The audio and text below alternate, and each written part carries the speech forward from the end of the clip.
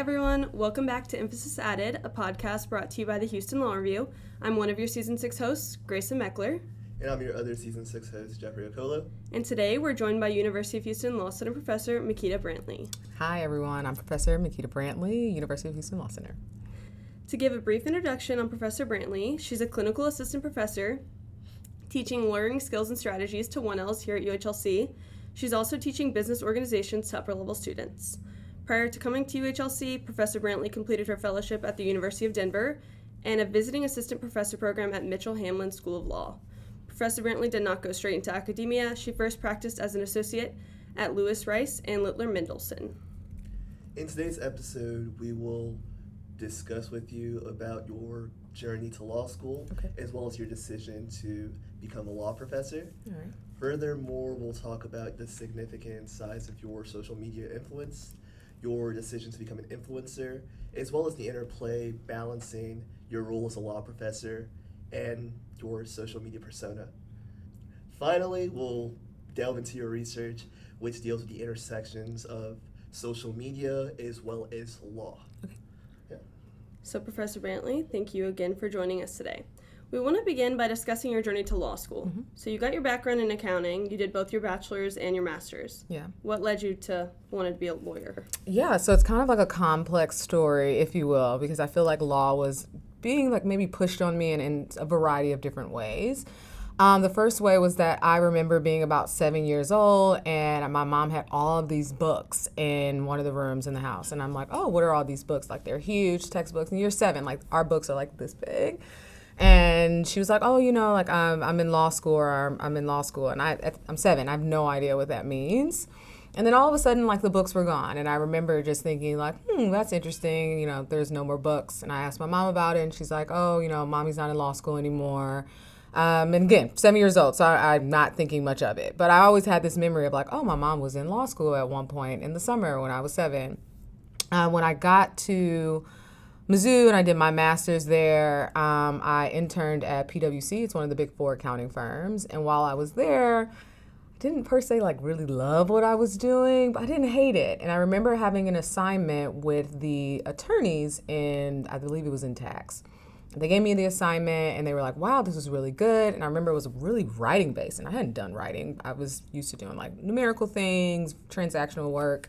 They said, well, why don't you consider going to law school? And I'm like, well, you know, I do remember that time when my mom tried to go to law school. Let me like ask someone about going to law school. So fast forward, I'm in my master's year. I take a class with a professor who was also a lawyer. She worked at Jones Day, actually in Texas, Jones Day, Dallas. She gave us this assignment about like nexus and taxation. And I remember just like, for the first time feeling like, oh, I really killed this assignment. Like my program was very competitive and I always kind of had imposter syndrome and I was like, oh, I'm not doing as well. But I was like, no, I did really well on this one. I went to the law library and everything to get a book. She ended up, you know, emailing asking, can we meet? And I'm like, oh God, I thought I did so well and I must have like bombed it. And she goes, did you have help with this? I said, no, I wrote it, you know, all by my own. She's like, it's so good. Have you ever thought about going to law school? I'm like, well, it's ironic that you say that because I've heard this numerous times. And I had the conversation with my mom, like, did you go to law school at one point when I was a kid? And so it turns out she was in a program in the summer at St. Louis University for working professionals, but it was too much to keep up with like being a mom and all that stuff. So she, you know, didn't go through the program. And I was like, okay, well, I'm going to go to law school. Like, I don't know what it's going to be. I think I'll just be a tax lawyer.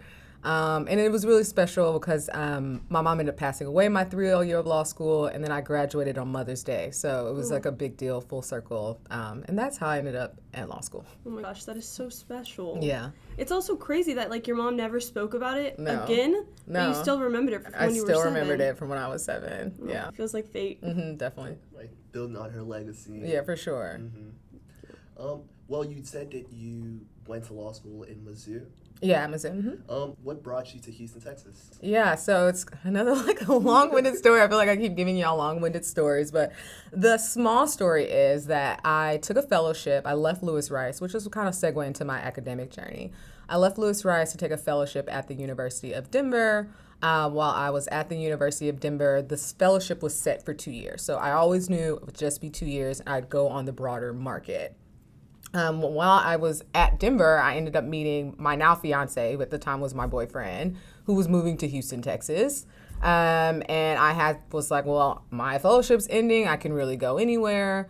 And so, yeah, I guess I followed someone, if you will, to Houston, Texas. But I also knew that I would be fine in Texas.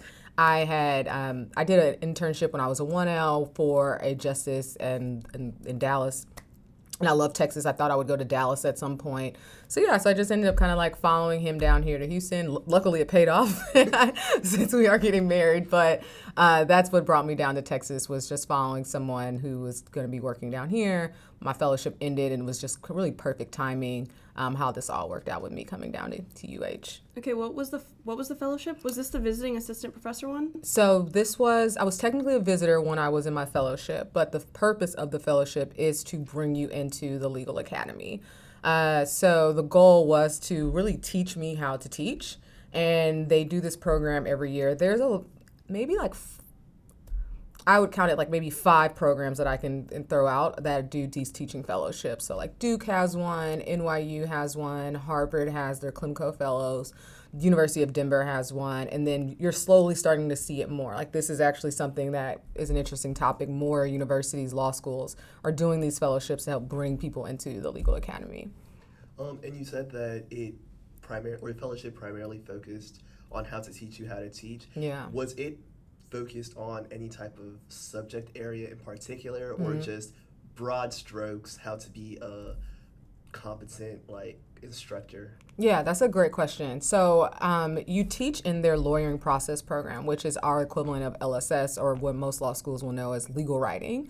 However, the goal is to really teach whatever once you get out. So you go and you're in the fellowship, and let's say, I'll give an example. The professor before me, he was interested in contracts. So he taught his LSS or LP course, but was working on scholarship for contracts, learning how to write contract, networking with other contracts professors, so that when he went on the market, which is the time that we essentially do our hiring, kind of like OCI, but for law professors, he goes on market and then is hired for a contract job.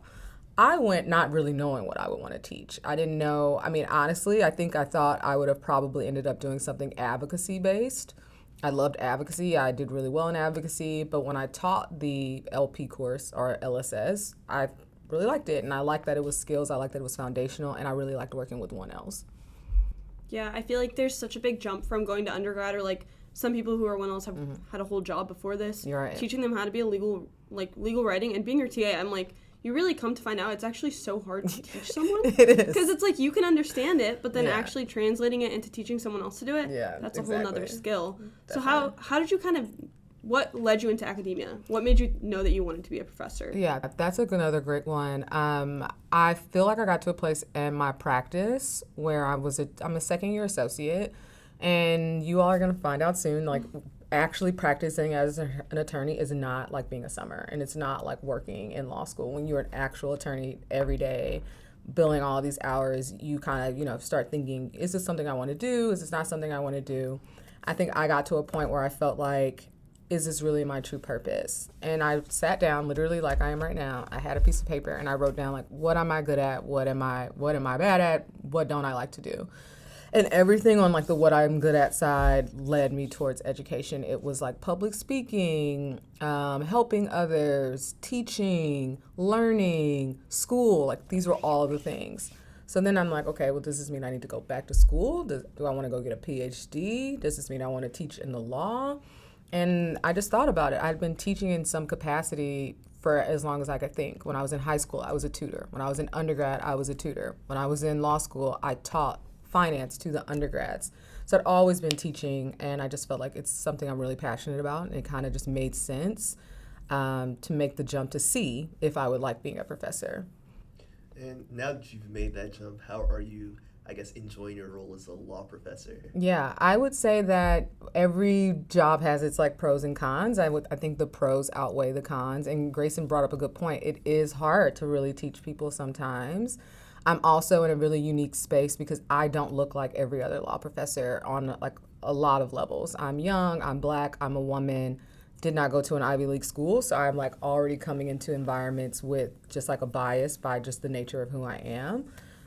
But I think in general, getting an email, I just got an email from a student telling me how good their summer went, those little moments, make it worth it, or having Graysen as my TA and being able to interact with someone this much, and like if she needs a rec letter, like I think those moments kind of make up for like the not so good moments. I guess to follow up on that, what is the balance of being like a law professor? How much of it is teaching and showing up at office hours, and how much of it is like the academy, the research? That's an excellent question, and not one that a lot of people know. So I would say that we can kind of split this up into maybe like 3 poles of teachers that you'll see here at UHLC. You'll have your tenure track professors, and their teaching roles are comprised of 3 components equally: teaching, scholarship, and service. So all of those things are equally important to their trajectory. I'm a clinical professor, so scholarship is removed from my like points. I am majority teaching and then a little bulk of service. And then after that, you'll have like your adjunct professors. So there's no obligation to do anything besides just show up and teach your class. And usually an adjunct professor, they may work at one of the big firms.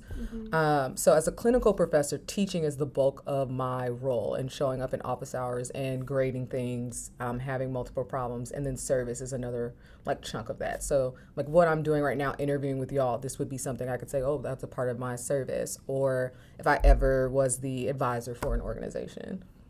That makes sense. Yeah, that does make sense. Okay, kind of to switch it up a little bit. I think another thing that distinguishes you as a law professor is that you have a huge social media following. Yeah.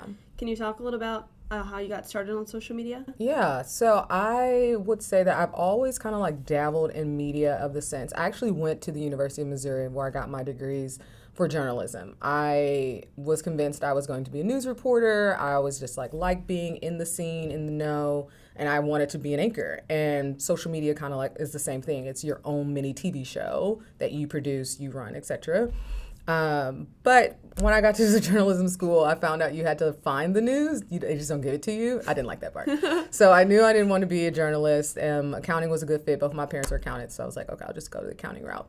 So when it came to social media, I'm not sure if I ever really had a moment where I said, ooh, today is the day I want to be an influencer.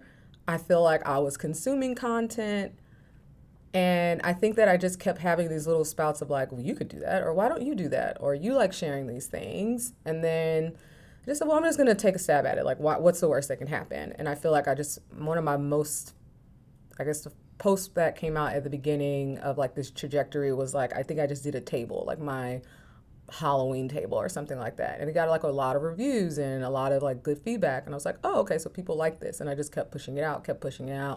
Then once I saw that there was a monetary value in it too, not just the influence, I was like, oh, this is like its own space. And I think that's why social media is just so cool, and when we talk about this with respect to the intersection of the law, because it's such a new frontier. Like it's a really new thing, we'll say like maybe the last 15 years, that this has kind of been like a real arena. Yeah, for me, I feel like it was the start of COVID when I started really like understanding how much you can make enough off social media that's your primary job. Exactly, yeah. So when did you start doing it? Was it around that time that you like took it seriously? I would say that I probably didn't take it seriously until maybe I was already in Texas. So I moved here in 2021. I think I would say like end of 2021, top of 2022. So maybe I would say like 2 years is when I was really like, no, I'm really invested in this. And before it was just kind of like, let's see what hits, what doesn't hit. It was a balancing, like, do I want my life out there in that way that I had to think about? So we can call it 2022 is when I was really thinking, yeah, this is something I could do. And by seriously, do you mean like you have like filming schedules, like a content schedule? I have to get out these many videos. You start looking at metrics, or is it more of a mindset?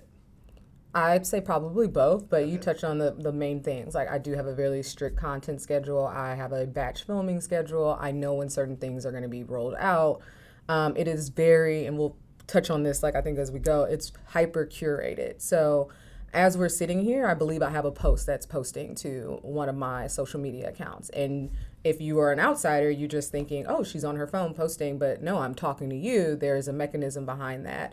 I'm also rep by management. So my management is the one kind of negotiating behind the scenes with like brand deals, etc.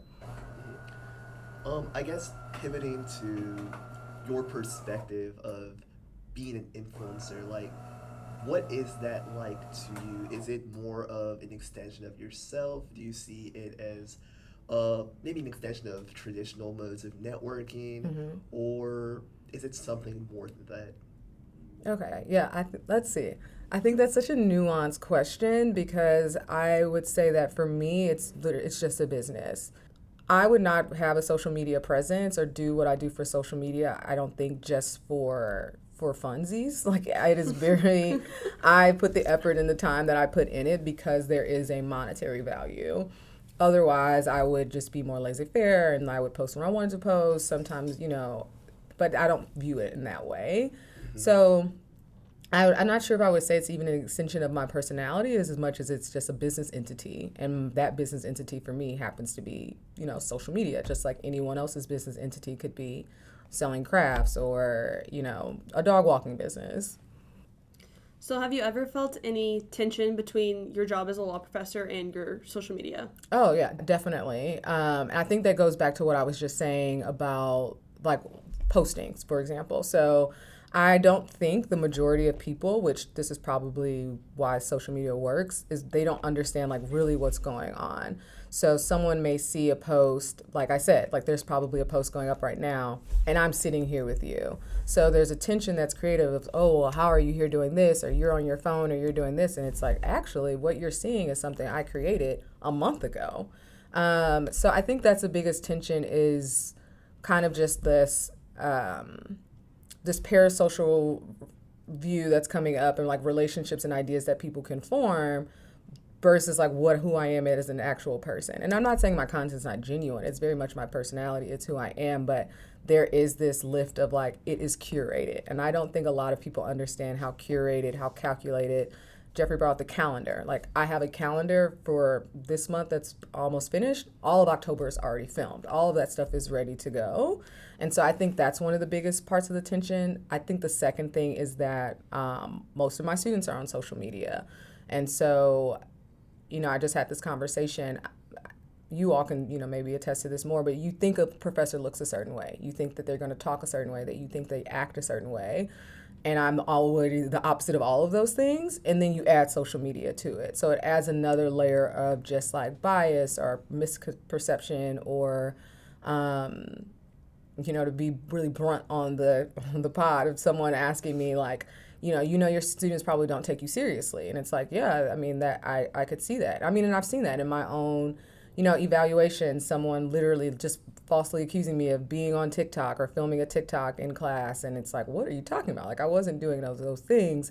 But again, like I said, when I started the combo is people don't realize how curated, how like much of this work is done before or how much posting isn't done in real time. So, I posted a story yesterday, something I made for dinner, and if anyone was really astute, they would go and see like the expiration date on the label was July because I made it in July, but I posted it yesterday as if it was something that I was doing yesterday when I wasn't, but it tracked with what stories needed to go up. Yeah, no, I think I really appreciate how like upfront you are about your social media. Yeah. Like in your LSS class, you will say like I have a social media following, and it's not like you're trying to hide it, which I think would be weird if you were like, and you have like 100,000 followers. I'm like, okay, we all know. Yeah. But I don't like the whole conversation that it's unprofessional. I think is just like how you're saying social media is like a new thing. It's on the frontier. So many people are going to be doing it. It's just like definitely. Right now it's new. Yeah. And also, we were discussing how it feels like some people have 36 hours in a day, and I think you're one of those people. Yeah. Because it just feels like you have so much stuff going on, but I think you're just, like, so OCD and, like, well planned out that, like, people just don't understand how you get it all done in one day. Exactly. And I just had that conversation this morning with my sister is that, there's some people that are really good at that one thing, and that's their whole thing, and we'll just use my field. Like, and they average, let's say Professor A teaches, just looking at a book, like torts. Their whole day is maybe just torts, teaching torts. They teach torts, they do torts exams, they do their torts hours. That's all they do. Versus my day might be I teach LSS in the morning. Now I'm in office hours. Now I'm making sure that this post is going up. Now I'm back grading things. And yeah, it is like that 36 hours in a day because, you just get it done. And you're right, I am a little bit OCD. Undiagnosed, but I'm getting things done. Yeah, we know. You're very detail-oriented. Yeah, I am. But that's actually such a good point because I would never look at a professor who's like doing outside research and be like, why are they spending their time doing something that's not teaching? Yeah, yeah. But then it's like, Yeah. I don't know. But like you were saying earlier, like social media becoming like the new frontier. Mm-hmm. So what you're doing is kind of trend setting. Right. Because I remember a couple of years ago, LinkedIn wasn't as Popular, as necessary as it is now. So it's like your approach to things, again, it's just setting the trend. It's just setting the trend for what might pick up in the future. So, yeah. The backlash, I feel, if there is backlash, maybe unfair.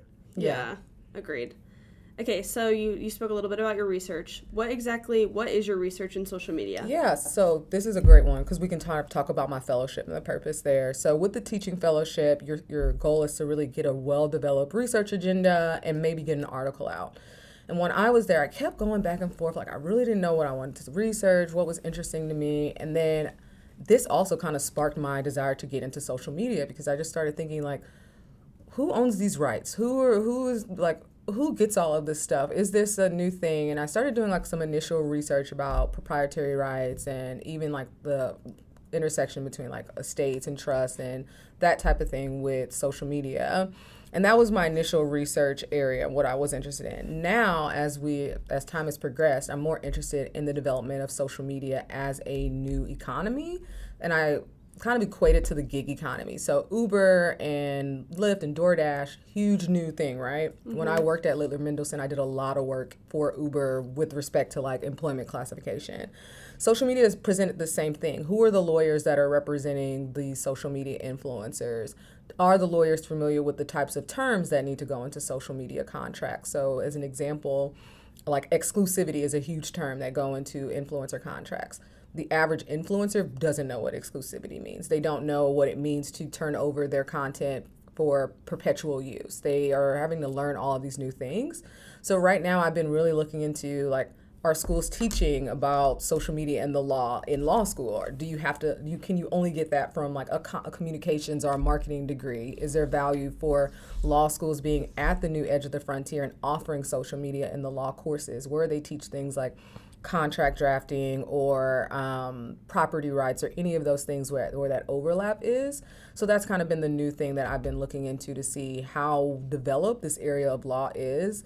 Because I think in the, like future, way out far, like I think there's probably going to be like a social media journal. If there isn't, I didn't see one last time I looked, but so I think there's going to be like a social media in the law journal where they talk about the intersection and all of the different issues that come up of social media, because it's this new reality. It's like a new universe where things can happen.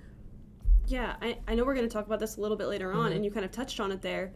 Is like so many social media influencers blow up so quickly that I feel like most of them probably don't get lawyers, and like most people aren't a lawyer and a social media star like you. Yeah. So it's like they can't read their own contracts and be like, I understand this. Right. So like at what point like do you think people do that? Yeah, I'm not sure. I don't know if I have an average. I think for the most part, management companies typically have like their own in-house counsel roles. And so that's another thing where I'm like, law schools should start thinking about, is there like a simulation or a practical course for someone who does want to go take a role as an attorney that manages like a management company?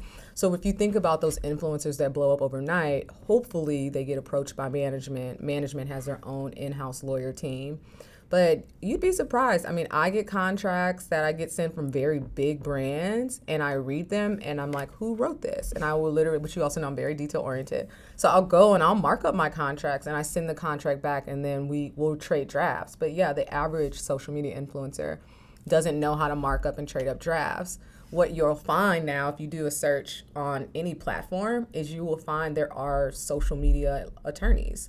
So, and I follow a few of them. Their whole niche is, I'm counsel for social media people, and they'll talk about like, look for this in your contract, make a booking with me if you need some more assistance, or I'm a social media influencer and a lawyer, so I'll talk about these different things. So it is really, really interesting, kind of like that overlap, while also still having that tension in the legal field. I follow a woman who's, I want to say 22 grad, 21 grad. She got fired from her firm for having a social media presence. So it's like, is the legal field even ready for people to have social media accounts? And she didn't post anything related to work. She only posted that she was a lawyer, but she had a very large following, and it became an issue with that particular firm. So she actually resigned. She wasn't fired, but she said they've made it such that she felt like she had no choice but to resign. Yeah, I do think, like, at a certain point, if they're, like, ostracizing you, it's like, Yeah, I don't what's the wanna point? work here anymore. Yeah, no. I think eventually it won't be like that anymore. Also, extending the reach of like the workplace into even how you express yourself outside of work Yeah. seems like a overreach. It really does, as well as limiting the person's like avenues. What if that's their business? What if that is what they're trying to like pivot to in the future? Yeah. It seems overly restrictive. But as you were speaking about like the knowledge disparity between maybe like upcoming influencers and brands, like what would you recommend, I guess, people know about, I guess, things to look for? Yeah, I would say that if you're like an up and coming social media influencer, you get your first brand contract in, is to just research, and not in the way that we research in law school. They won't have Westlaw and Lexis, but you don't need Westlaw and Lexis. Usually a good contract, as you both know, will have like term, and then they'll have whatever, exclusivity or deliverables, all these things. And I've actually found that usually the contracts I get are very basic. I mean, you can tell they're very standard form. They are easy to read. But for that person to say, okay, well, let me Google what exclusivity means. Let me Google what this means and kind of review it that way. And once they get to a point where they're making a sufficient income, maybe that's when they say, oh, I am going to hire a lawyer that does influencer law or that can help me in this arena, because they are out there and they are taking the work. Is that something you would ever be interested doing? I don't know if it's something that I would ever do. Yeah, I'm not sure. I think that like there's also like now a level of, is there a conflict here? Can I adequately represent other influencers while still influencing? Am I now conflicted from you like working with those brands? But that's not my area of expertise. But it's just something that comes to mind, is like what ends up happening if I'm representing them. But I think for like a one-off contract, it seems like the relationship is very narrow and I can cut it on and off. But it would be really interesting. I think something really fun if you like contract drafting. Just another quick question about these contracts. How in depth are they? Because you said a lot of them can be like very, very basic, but we know with things like, again, perpetual use, as well as a bunch of things that could occur or stem from this contract, it can get pretty complex. How are brands like at the forefront of putting forward like very, very complex contracts, or is it just cookie cutter, run the mill, give it to the influencer, have them sign it, and let's get this, I guess, business relationship going? I would say the latter. They are pretty boilerplate. A lot of them you can tell that someone else on the team probably just plugged it in, and so that they could rapidly send it out. So my understanding, or what I'm seeing, is that it likely is whoever is working in maybe just the marketing side that has this boilerplate contract, and they're just plugging and chugging like influencer name, etc. I can show you one if you want to see an example of just what looks like it's just like a standard form. So do you believe like the people in the marketing department who are putting together these contracts, are they thinking through like the terms in the contract, or is it more of a situation where when problem arises, they just say, oh, you signed the contract, and post hoc or ad hoc? Make a justification afterwards. I really do think that the people that are like not legal do still have an understanding of what the terms mean. I think that it's pretty clear, because what you'll find is, when I'm negotiating, I'm not negotiating with counsel. I'm usually negotiating, well, I don't do negotiating anymore, the team is negotiating, but you're usually going back and forth with the person who gave you like the proposition. So a really basic example, I get an email, hi, this is such and such brand, are you interested in a collab? Our deliverable, and they will break it down, like deliverable is 1 TikTok, this is the rate, this is the exclusivity period, these are and let me make it clear for the pod what exclusivity is. That means that you can't work with other brands within, whether listed or within a certain niche. So the exclusivity period is, I can't work with, if it's an Apple gig, I can't work with Microsoft or Dell or any of those other products. Anyway, I say all that to say you're usually negotiating, which is, again, a legal skill, with someone that's just on that team that's getting the influencers. So I think they're aware, but I think super niche things, they probably don't know. But there's another legal issue here, because in something I've encountered, what happens when the brand just doesn't hold up their end of the bargain? What do you think? Like, what happens when they don't pay you on time? I've literally seen TikToks of people being like, they like sent me their product and asked me to do it, and then they never paid me for it. But like, if you're not a lawyer and don't know like what legal recourse you have, I don't know what you do. Maybe the influencer sues. Maybe they have like an arbitration provision in the contract, but I don't know what regular people are like. Oh yeah, nah. Section 9 of the contract talks about. Well, even beyond that, I'm a lawyer. You guys are sophisticated law students. Do you really think you're going to sue a brand if they don't pay you? Also, like, not everyone has the money to sue a brand. Exactly. So there is an unfair bargaining power because, and this is something that happened to me, and I was so lucky at the time. I was rep by a different management company, and they ended up just paying me for what we had agreed upon. But I've been paid late before, and I just have to keep emailing like, hey, you know, I'm waiting on this, you know, but I don't want to spend the resources to sue when the cost of even me as the Texas licensed attorney, where I could do my own filing fees, it's still going to cost more for me to do the lawsuit. Now, I think when you get to like the bigger brand deals, so like, you know, 50K, 100K, yes, those are enough. The amount of controversy is so huge that you should probably go to litigation. But I think influencers, unfortunately, are at the lower end of the bargaining power for this, which is also going to open up like a new arena for our legal world, is what's happening, you know, in that respect.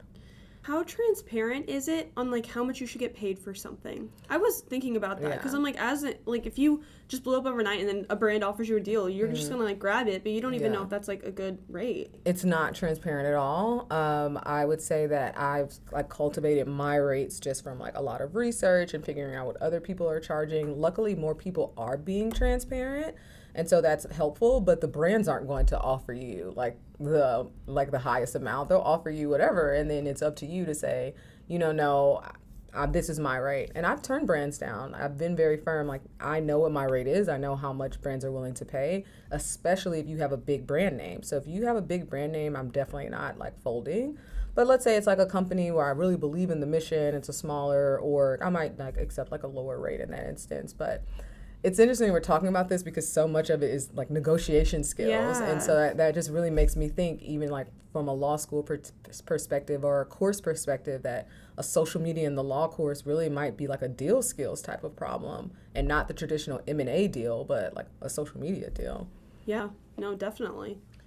I was also thinking earlier when you were talking about like perpetual rights to ownership of work, and it reminded me of a situation where there was an influencer, I believe, they made a branded video for a company, and then later on the company took that branded video and used it in advertisement. Yeah.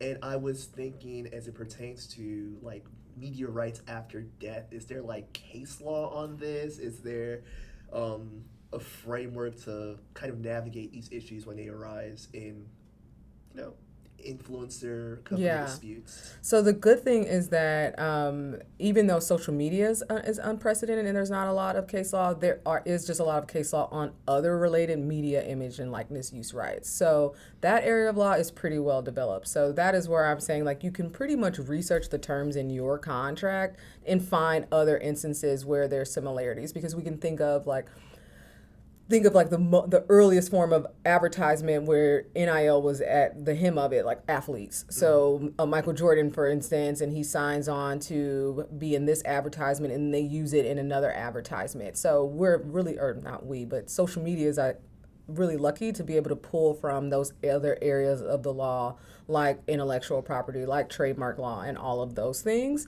I don't know specifically how much I would say that like social media itself is litigated, and I think if we even just did a quick search on Westlaw right now, I doubt we would find as much as we would find if we just said like trademark or model or athlete or any of those things.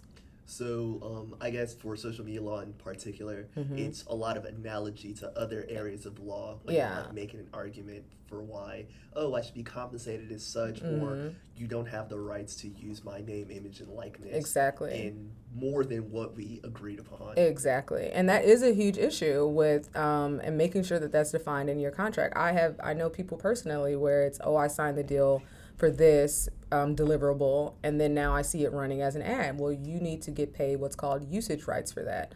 So I am very express, like if my contract doesn't address usage rights, then I make sure that it's clear that if you want to use this later on, that we need to reevaluate the terms. Or something else I've done strategy-wise is I just include my usage rights up front so that if they decide to use it, then I just get the payment thereafter. So as we're kind of on the topic of legal issues in social media, and as it continues to rise, we were talking about the legal issues are going to continue to rise as well. We were talking about the requirement for influencers to disclose to their followers when they're being compensated from a brand. How knowledgeable how much information do brands give influencers about like FTC requirements and stuff? Yeah, that is a great question because I've seen this like on all ends of the spectrum. There have been times where I've done a brand deal and they have not mentioned FTC disclosures at all. I knew that I needed to comply in a certain way and it was not required. I submitted my deliverable for a review and did not get any like critique or say like, hey, you need to change this. Versus I've worked with other brands where it is in the brief, really express. It must say hashtag sponsored. This must be in the first 2 sentences. Must have a verbal disclosure within the first 3 seconds of the video. And they're very, very express and it will not pass. Let me, back up. Once you film your content for the brand, you send it off to the brand for review or for posting. It won't pass that little clearance if you are not compliant with the FTC. So it is a wide gambit of what influencers are, presented by the brands to do, but the onus is on the influencer. And this changed within the last year. They added more disclosures because before you could pretty much get away with like one disclosure. It could be like more inconspicuous. So you could kind of put like ad at the end or sponsor at the end. Now there's this requirement to be very, very upfront. So you need to either have the paid partnership toggle on, you need to put hashtag ad, you need to audibly say it. And then another thing that I've noticed is that the social media platforms have also responded. So if you even put in a caption, hashtag ad, Instagram, for example, will send you a message that says, is this branded content? Make sure this complies with our branded monetization policies. And you have to affirmatively say whether it does or doesn't. So you can tell that their legal team said, let's make sure that we can kind of absolve ourselves from any potential issue because we've added this layer for the influencer to respond to. And, they either did or didn't. I guess even without that layer, Instagram making sure that, hey, make sure you're adhering to FTC's rules, or like the more involved brands that send a long brief about you have to do this, that, and the third. Does their failure to do that open them up to any type of liability? So the network itself? Yeah. So they technically shouldn't be opened up to any liability, but we know any good lawyer is going to cover their bases in any way that they can. Because remember, there's the legal issue. The legal issue is they are housing the content, but they aren't the poster of the content, nor are they the brand. So I think that's where the tension actually comes up is that their responsibility, is that their onus. But we've seen Meta and all these other sites are constantly before Congress and all these things. So I get that it makes sense to just make sure they've covered all their bases. Like as a user of social media, I've noticed how much more prevalent, or how much more obvious it is to tell if something is an ad. Yeah. But as we were talking about the case where the FTC fined car companies like $10 million for using celebrities to say that they've used their product, but they never actually did. Do you think that can really be enforced for the FTC to say to an influencer, you cannot promote a product if you haven't tried it? No, I mean it would be how there would just be no way to do that. So yeah, I don't know in any way. I get why they want to, but you can't. Now I will say, the best ads to me are the ones where I see them using the product and I can or you open it or those things. So off of the just for the principle of good content and being upholding your brand as an influencer, you want to try it. I personally, I do not make content for brands or products I have not used or tried or gone to. And if it's an organization, so it makes it more authentic for my audience because they know I've tried it, I've used it. And so I think the influencer, though, they want to do those types of things so that they can say and have that trust with their audience. No, I guess I didn't think about it from the influencer side, but like Yeah. you were saying, it is a business. So if you're promoting a product that like is shabby, Yeah. and then your followers go try it, and they're gonna be like, well, Yeah, we don't trust her Professor anymore. Brantley doesn't even know what he's Yeah. talking about. Yeah, exactly. Okay, yeah, yeah. that's true. But I guess how do you? I guess it comes down to integrity because I was gonna Right. ask how do you balance being honest about like a review of a product while not burning potential bridges with maybe other brands in that Yeah. area or even maybe with that brand in particular. Yeah, that's a great one. So I'll use a different context, not brand deal, but one thing I'm doing right now is I'm touring wedding venues. I toured a wedding venue and the people, amazing. The space, just not the space for us. I mean, it's just not like the size that we need. But it's just not for me. However, I have started like this content vertical lately where I tour venues and I kind of give feedback on the venues. And this particular venue was like really excited that I would be posting about the venue. And so in my audio, I will be saying things like, if you're looking for this place will work well for you. If you're needing this place will work well for you. As opposed to some of the other venue content where I'm saying things like, oh, I really love this, or I really love that, and I really love that. So I think it's this kind of like way to kind of assuage like what you're saying in a way that you're not, blasting anyone or pointing out anything negative while still being supportive. Now, if I get a product and I just genuinely don't like it, I'll just give it back. I just won't do the content anymore because at that point there's no purpose in me making the content if I don't agree. So Wait, yeah, that brought up a question for me when Geoffrey said it. So let's say like you have a deal with the brand and they send you the product, but then you're like, I don't like the product. Can you just not do it, or is there something in the contract? So that's a great one as well. You guys have really good questions. It's actually not. I have yet to see an influencer contract that accounts for that if the influencer does not like product or etc. So you would hope that before you enter into a brand deal that you know what the product is or you have experience with it before you say yes. Otherwise, yes, we could be at a breach of contract issue. But again, do you think the brand is actually going to sue you if you don't execute the deliverable and they haven't paid you? No. Probably not. Yeah. 'Cause then you could just go on. I'm like, I think you want to be authentic, so you'd go on and be like, I didn't like their product, and now they're suing me. Yeah. Unless it's a situation where the product itself is the form of payment. Like they're like, A gifted collab. exactly. Yeah. Like, hey, we're gonna give you this like makeup set for lack of better words. Yeah. And in exchange for this makeup set, like you like create some content for us. Maybe in that situation. Yeah, I think it really depends. I mean, we know for like the huge brand deals where they're paying influencers, the upwards of $50,000, there's probably going to be an issue. You might get sued. But I think in Geoffrey's example, the one way to think of it though is like an open line of communication. And I think us as lawyers know that you want to try to resolve things without being litigious if you can help it. So I've been in that situation. It was hair products like shampoos. They did not work well for me. I just told the brand like, hey, I'm not the target audience for this. I don't think most of my audience will be. So I won't be making the content. And they said, okay, yeah, that's fine. Just send it back. And then that was it. So I think it just depends on like the relationship building that you have. I do think it helps, though, that my email signature says Esquire. So I just feel like in general, when I'm having these conversations, I am seen in a different light because I am a lawyer, and that comes across very obviously. Yeah, no, that's definitely true. And I think it's probably like to your advantage too, because they get your email and then they're like, okay, we're not going to Yeah, exactly. She's going to sue us. Exactly. She knows her rights. Yeah, no, and exactly. Like they know, and I think that's why I do think that having a lawyer is a good position to have because you have more bargaining power. Now, granted, your management, they offer good bargaining power because they know what's going on and they can say, well, we are working with XYZ brand and we know they're paying our influencers that. But when it's time to like negotiate terms, I think that's why I don't get as much pushback because I usually would line edit myself, send a red line, and then I make it easy for them to just accept my changes. So that helps too. Are there other resources like on the internet for up and coming influencers who would like to know about things like exclusivity or maybe common deals in these contracts? And how would they go about accessing them if they exist?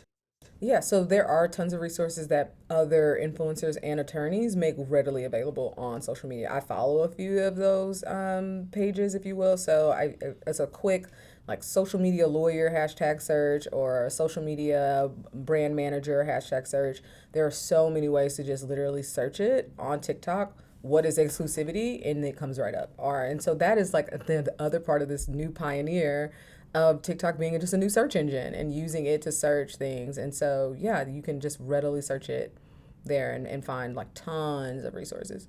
Yeah, I search everything on TikTok. Yeah, me too. Like spaghetti recipes. Yeah, I yeah. have everything on there.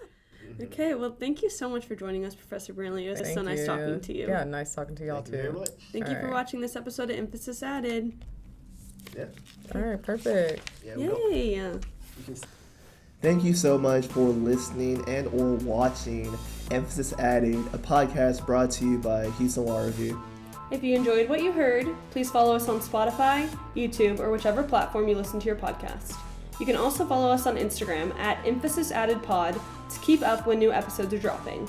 Additionally, if you'd like to subscribe to Houston Law Review and receive either mailing or an electronic subscription, please find the link below.